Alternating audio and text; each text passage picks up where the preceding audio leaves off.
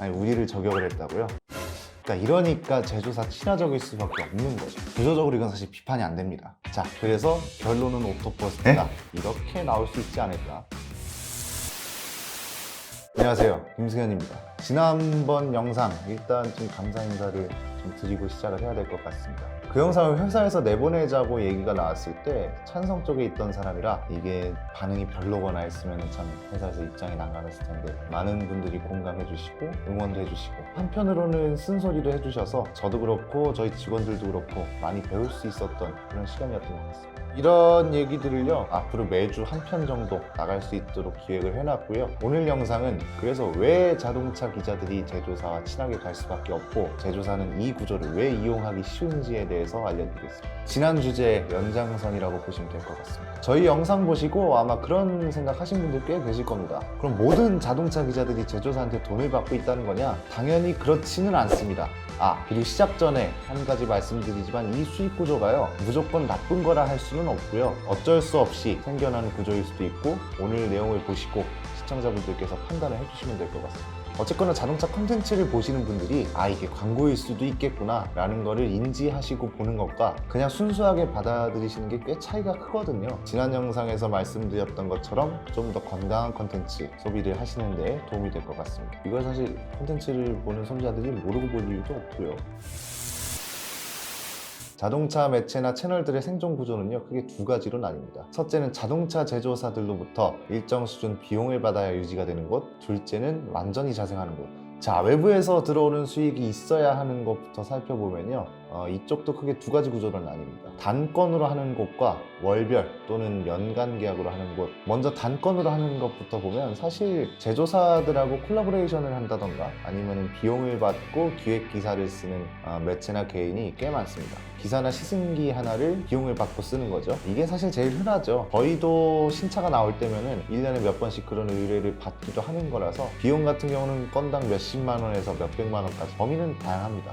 자, 이제 두 번째는 월별로 비용을 받거나 아예 연간 계약을 하는 매체들도 있습니다. 대부분 제조사의 공식 채널이나 아니면 콘텐츠를 대행해 주는 거죠. 그러니까 여러분이 포털 사이트에서 아니면 유튜브를 통해서 보시는 게 이게 진짜 순수한 기사일 수도 있는 거고 아니면 광고일 수도 있다는 거죠. 자, 지금 화면 보시는 것처럼 자동차 공식 채널이 이렇게 있죠. 이런 게 대부분 제조사 내부 직원이 직접 하는 게 아니라 자동차 기자나 매체에서 운영 대행을 하는 경우가 꽤 많습니다. 글이나 콘텐츠만 써주는 것도 있고요. 아예 채널 운영까지 대행해 주는 경우도 있고요. 이게 어떻게 보면은 사실 흔한 거라고 생각하실 수도 있는데 그도 그럴 게 현대기아차 공식 채널들도 자동차 매체가 대행을 해줍니다. 현대차 같은 경우는 연간 1년 금액이 거의 억 단위죠. 한 매체가 하나의 제조사 채널을 대행하는 경우가 대부분이고 어떤 곳은 제조사 4군데를 대행해주는 매체도 있고요. 그리고 어떤 수입차 브랜드 채널 같은 경우는요 유명한 자동차 기자분들이 모여있는 집단에서 컨텐츠를 대행해주고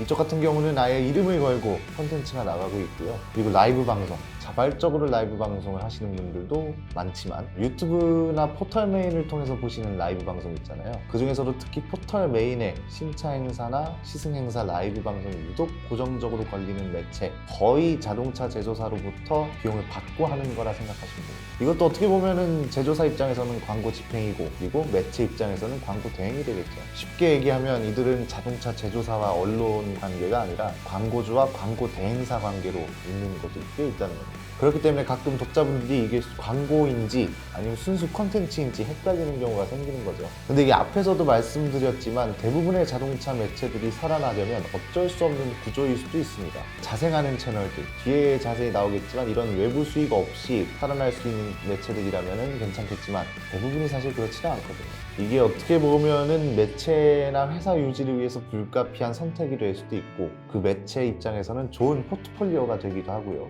자, 그런데 문제는 이 관계가 컨텐츠나 글에 영향을 미친다면은 이거는 사실 좀 문제가 될 수도 있죠. 말 그대로 자동차 제조사와 언론 관계가 아니라 광고주와 광고 대행사 관계로 있으면 컨텐츠나 기사에 영향을 끼칠 가능성이 다른 것보다 좀 많을 겁니다. 자동차 제조사와 언론의 관계라면 물론 칭찬하는 기사도 나오겠지만 날카로운 비판 기사나 문제점을 지적하는 기사도 비교적 거리낌 없이 나올 수 있겠죠. 그러나 광고주와 광고 대행사 관계로 있는 경우라면 해당 제조사를 대상으로 하더라도 비판적인 기사를 쓰기는 힘들 겁니다. 비판적인 기사를 쓰는 게 어떻게 보면 광고주를 까게 되는 거니까. 근데 이건 제가 생각해도 월에 몇백에서 몇천을 고정적으로 주는 광고주에 대한 비판적이고 날카로운 기사를 내는 겁니다. 제조사로부터 받는 것 없이도 살아갈 수 있는 매체라면은 모르겠지만 그러긴 거의 힘들죠.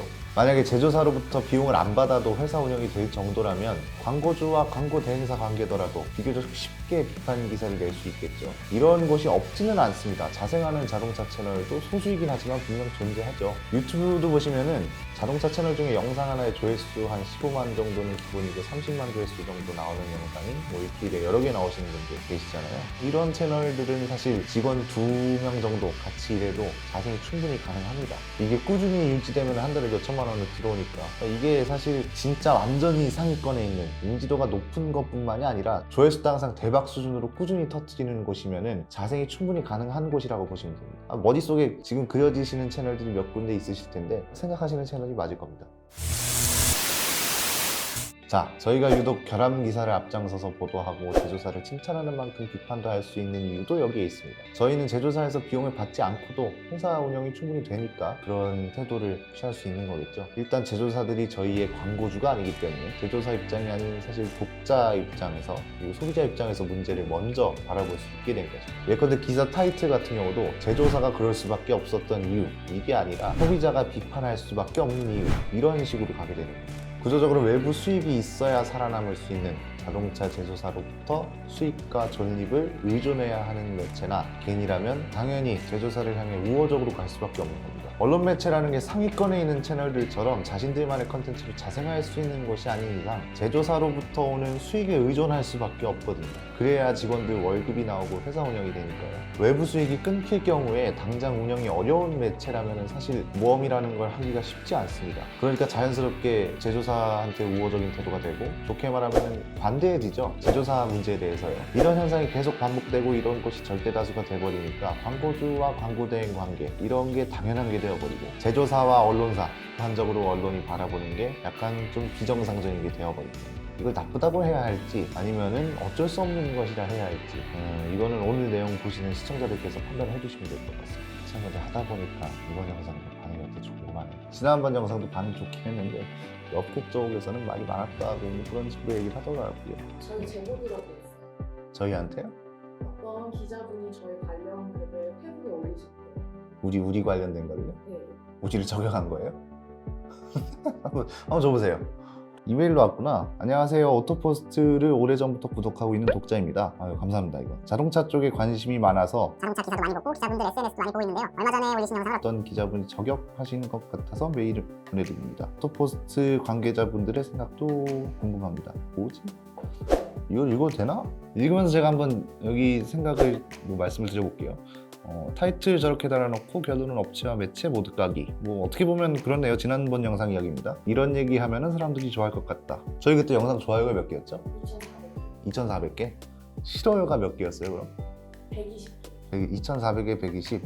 네, 많은 사람들이 좋아했네요. 네. 콘텐츠라는 게 모든 사람이 공감할 수는 없죠. 물론 공감하는 사람들이 많을수록 좋은 거지만 아마추어리즘과 콤플렉스의 짬뽕틀 어설프게 알고 어설프게 일하는 사람들의 얘기. 이건 우리 보고 하는 얘기네.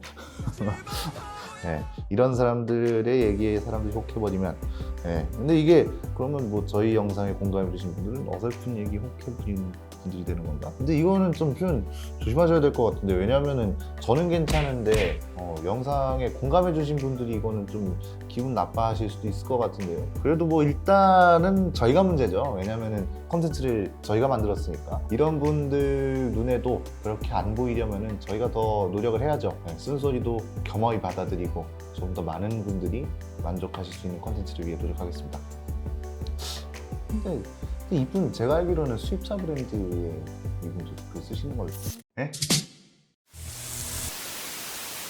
자, 모든 자동차 기자나 매체가 그런 것은 아니지만 오늘 설명드린 것과 같은 수익 구조를 가지고 있습니다. 여러분이 보시는 컨텐츠가 순수한 기사나 컨텐츠일 수도 있는 거고 정식으로 광고 비용을 받고 나가는 광고일 수도 있다는 걸 설명드렸습니다. 이게 지난번 영상이랑도 어느 정도 연결이 되실 겁니다. 왜 자동차 매체들이 제조사와 우호적으로 갈 수밖에 없었는지, 그리고 이것으로 인해서 발생하는 문제는 무엇인지, 저희가 지난 영상에 이어서 왜 이렇게 비판적인, 어떻게 보면은 사실 낯선 얘기일 수도 있고요, 또 제조사나 기존의 일부 기자분들은 저희의 영상 내용이 왜 불편할 수밖에 없었는지, 그리고 컨텐츠에는 어떤 영향이 가는지. 물론 엄연히 정식으로 광고비를 집행해서 광고를 한 것이기 때문에 사실 문제될 거는 없을 수도 있습니다. 근데 그렇다고 독자 입장에서 모르고 볼 이유도 없을 것 같아서 소개를 해드렸고요. 저희는 일단 당연히 제조사로부터 받는 걸 없이 독립적으로 살아갈 수 있는 쪽에 속합니다. 그러니까 이게 독자들 입맛에 맞는 컨텐츠를 내보내드릴 수 있는 거겠죠. 저희가 제조사나 전문가들 입맛에 맞춰서 뭐 하나요 사실은. 저희 컨텐츠를 소비해주시는 분들은 자동차를 사는 소비자들이나 아니면 영상을 보는 독자분들이지 이쪽 업계 사람들이 아니기 때문에.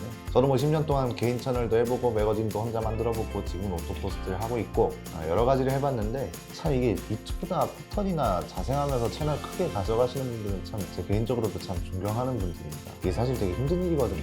지난번 영상에서 말씀드렸던 것처럼 비판, 그러니까 적을 만들면 살아나는 게 힘든 곳이기 때문에 이분들은 사실 박수받아 마땅한 분들이죠. 저희 채널뿐만이 아니고 구독이나 그런 게 큰 힘이. 괜찮죠? 빨리 먹어요. 네, 알겠습니다. 자, 저희는 일단 제조사한테 의지하지 않으면서 생각보다 그래도 무난하게 잘 나가고 있습니다. 법인차도 뭐 여러 대 뽑고 출고기 내보내드렸잖아요. 그리고 제조사 눈치 안 보고. 그래서 항상 어디 나가면 다들 물어보시는 게 오토포스트는 돈을 도대체 어떻게 버냐? 이런 말씀을 인사말처럼 하시는 분들이 꽤 많습니다. 자, 그래서 다음 편에는 오토포스트가 돈을 버는 방법, 그리고 우리 구독자분들이 저희 직원들에게 정말 중요하고 소중한 이유에 대해서 소개를 해드리려 합니다. 지난 영상에 이런 댓글 질문이 있었습니다. 오토포스트를 도와줄 수 있는 방법이 있는지, 이런 걸 물어보시는 분들이 좀 계셨는데요. 저희는 지금 영상 채널이 커가는 단계이기 때문에 구독하고 좋아요 이런만큼 사실 큰 힘이 되는 게 없습니다. 다음 영상에 그보다 더 깊은 이야기를 나눠드릴 수 있도록 하고요. 오늘 영상은 여기서 마치겠습니다. 오토포스트 비하인드 뉴스였습니다.